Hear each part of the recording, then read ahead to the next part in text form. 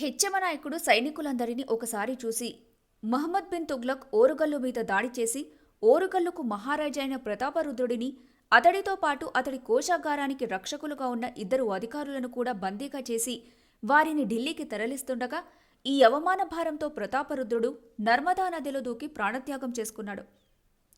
దాంతో మిగిలిన వారితో తుగ్లక్ తమ ప్రయాణం కొనసాగిస్తుండగా దారిలో ఒకరోజు ఒక పెద్ద తుఫాన్ అతడి సైన్యాన్ని చుట్టుముట్టింది.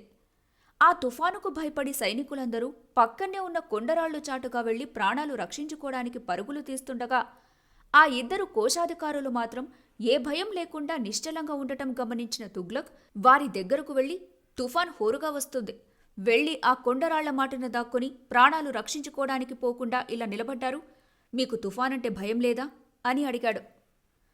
దానికి ఆ 2లో ఒకడు, మేమే ఒక తుఫాన్ లాంటి వాళ్లం, మళ్లీ మేం తుఫానుకు భయపడటమేమిటి అని చెప్పిన సమాధానానికి ముగ్ధుడైన తుగ్లక్ ఆ తుఫాను తగ్గిన తర్వాత ఆ సోదరుల ధైర్యాన్ని మెచ్చుకొని 2 సోదరులను ఇస్లాం మతంలోకి మార్చి వారిని తన సైన్యంలో ఉద్యోగులుగా నియమించుకున్నాడు.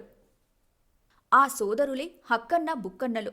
ఆ తరువాత వారు హక్కన్న హరిహరరాయలుగా, బుక్కన్న బుక్కరాయలుగా మారి ఈ సువిశాల విజయనగర సామ్రాజ్యాన్ని నిర్మించారు.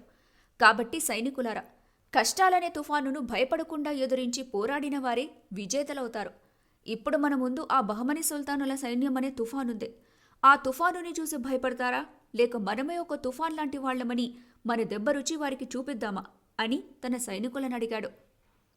దానికి వారందరూ రకరకాలుగా అరుస్తూ ఏదేదో చెబుతున్నారు.